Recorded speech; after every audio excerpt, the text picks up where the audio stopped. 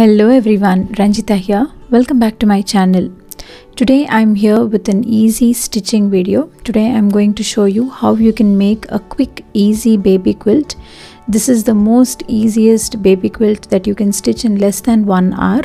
This is a self-binding quilt and you do not require any special binding fabric to complete this quilt. Right from the cutting to stitching, you can finish this entire quilt in less than an hour. I hope you will like this tutorial and it will be clear enough for you to follow. So let's get started. You can make this quilt in absolutely any size that you wish to want to. But for today's quilt, I am making it in this size. So my fabric measures 28 inches by 30 inches. And I am taking my batting in the same size, that is 28 by 30 inches. For the fabric that will be as a backing for my quilt, this will be 6 inch larger than the fabric one. So that will be measuring 34 inches by 40 inches. You can take it as big as you want, but make sure that you have equal sides on all the 4 directions. So this is how I have placed my quilt. I have my fabric 1 on the top, the right side facing above. Beneath it I have my cotton batting, and beneath it I have my fabric 2, and the right side is facing downward. This is how you have to create a sandwich to make this quilt. Very easy and quick way of making a quilt, but you need to be very sure while you are arranging your sandwich properly. Make sure that there are absolutely no creases and folds, and make sure that there is equal distance on all 4 sides while you are pinning up your fabric. Here my cotton batting is slightly larger. I purposefully took it this way because the batting was kind of stretchy, so I wanted to trim it off once I finish my stitching. So as you can see here, the bottom fabric, the right side should face downwards. This is a very important thing that you have to keep it in mind. Please don't mess it up at this point by placing the fabric in the other direction. So I have carefully placed my fabrics. Once you have carefully placed your fabrics, you need to pin it up. You cannot pin it up in any direction you want. For quilting, you need to start pinning it up from the center and you have to move outwards. This is very important because the batting is kind of stretchy. Also, if you start pinning it up from the center, you can carefully push your fabric outward. This way you can avoid bulking of fabric, or you can avoid folds in the fabric while stitching, and you can also have even sides on all the directions. Now that our quilt is properly pieced and pinned, we have to start making a stitch all over. You can use any stitch, but make sure that you do not start it from the top fabric. You have to start it where the fabric 1 begins. This is very important. Your stitches should be only on the top fabric. And also, just like how we followed it while pinning, your stitches should start from the center and then proceed outward. You cannot start stitching from one side and continue to the other side. You always have to start making a stitch from the center. Now you must be wondering why I took excess fabric on one side, that is the fabric that is my backing. Why have I taken it extra? Now this extra cotton batting will be trimmed off. After that, I will be folding it like this and I will be making a stitch. So this is a self-binding quilt. We are not using a separate cloth to bind our quilt. We are using the same quilt and we are binding it all together. The same fabric is used to make a binding all over. I will also be showing you how you can make mitered corners. Very easy way of making mitered corners. So as of now, I will start making stitches from the center outwards. Now this quilt will not fit under our sewing machine. So for ease of stitching, what I will be doing is I will be rolling it from one side. This has to be very neat and tidy because we do not want our layers to be disturbed at this point. So I am carefully rolling my quilt from one side. This will make it very easy for me to stitch it under the sewing machine. At this point you can also hand stitch it, but since I have a sewing machine, I'm going ahead and using a sewing machine to make these stitches. I'm using a regular straight stitch, but in case if your sewing machine has options for a quilt stitch, you can go according to your sewing machine. But here I'm using a straight stitch and I'm stitching it at equal intervals from the center outward.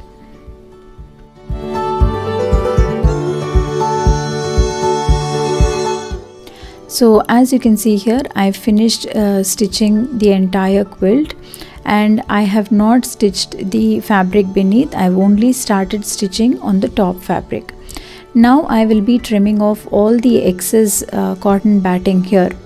I could have done this before, but I just didn't want to take the risk because my cotton batting was kind of stretchy and I didn't want it to fall short on one side, and I didn't want to have excess on the other side.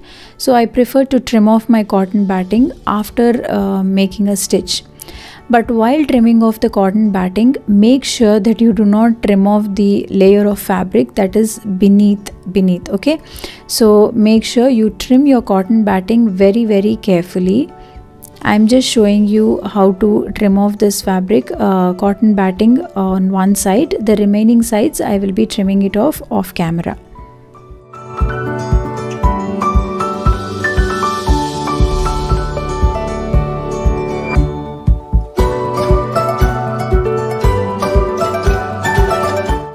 So now we have trimmed out the cotton batting. We are only left with fabric 1, batting beneath it, and the backing fabric. This is how your quilt should be at this point of time. Now we are going to fold this fabric and form a border out of it. So what I will be doing is I will be folding this fabric like this and making another second fold, making sure that I have an even fold or even border all around the quilt.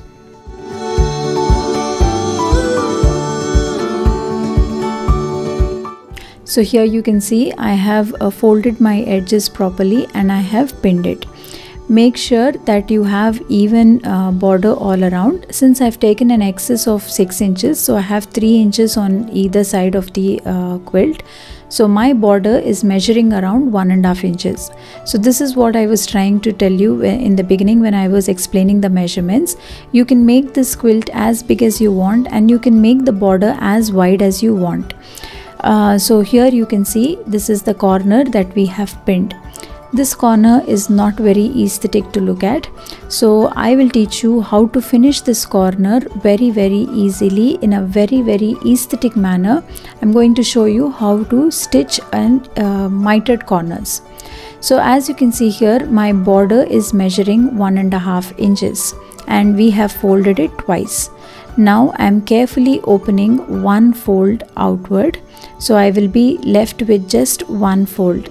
And now since my border was measuring 1.5 inches, I am going to make a marking of 3 inches from this corner, that is 2 times our border.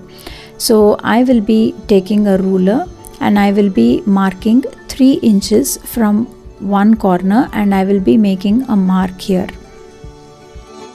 3 inches because it is double the width of our border. This is a very easy way of making mitered corners. It might look complicated when you're seeing it for the first time, but once when you get a hang of it, it's very easy and quick and the best way to finish your corners. Just like I have done on the other side, I am again making another 3-inch mark on this side as well. Now I will be joining both these points to make a triangle in the corner. This is all you need to make mitered corners. Just a measurement and then join both these measurements. Now what I will be doing is I will be folding this backwards like this. Make sure that your sides are aligned properly and the markings that you have done just now are aligned as well. Now this line will be my stitch guide. I will be making a stitch along this line. Okay.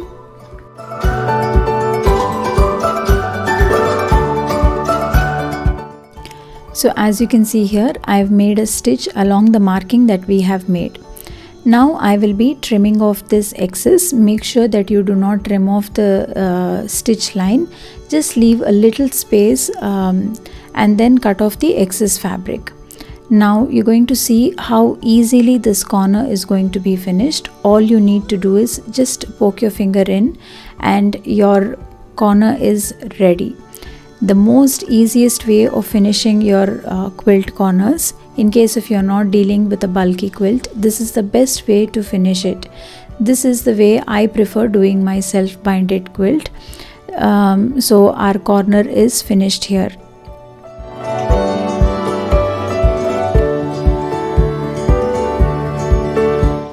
I'm going to show it to you once again how I did my mitered corners.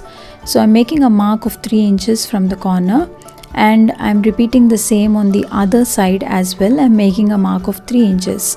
Now I will be joining these two markings and will be forming a triangle in the corner. Once I have made a mark of 3 inches and I've connected them, now I'm going to fold my fabric backward, that is the right sides together, making sure that the sides and corner is aligned well. And then I'm going to make a stitch along this line. Make sure that your points are aligned well and then you make a stitch along this line. In this way I'm going to finish all the 4 corners. I finished all the 4 corners and I've also made a stitch, top stitch along the border. This finishes our quilt. This is how easily you can make a quilt. You can finish a quilt in an afternoon.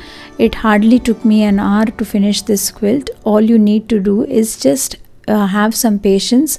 Cut your fabric in the exact measurements that you want. Make sure that you're aligning your fabric correctly and you're pinning your quilt properly. If these steps are done properly, then finishing your quilt takes hardly any time. So as you can see here, I've made a beautiful baby quilt in just no time. The corners are perfect and this is a self-binded quilt, so I didn't need to take the pain of cutting another fabric and binding my quilt edges. So this is my video. I hope you liked this tutorial on how you can make a baby quilt in less than an hour. You can see the close-up images of the finished quilt here. I really liked how this turned out. This was my first quilt and I'm very happy to share this outcome with you. You can see here the corners are so perfect. I made 2 such quilts in just no time. Since I took time for aligning my fabric and piecing my fabric properly, there are absolutely no folds or no bulk in my quilt. Very cozy and soft for a baby. This was my tutorial on how to make a baby quilt. A very basic sewing tutorial. You do not really need a sewing machine to do this. You can also patiently do it with basic hand stitching. I hope you like this and you will also definitely give this a try. Thank you so much for stopping by. If you like the kind of videos I make, kindly consider subscribing to my channel and also do follow me on my social media. I share much more craft inspiration there. The links are given in the description box below. Thank you.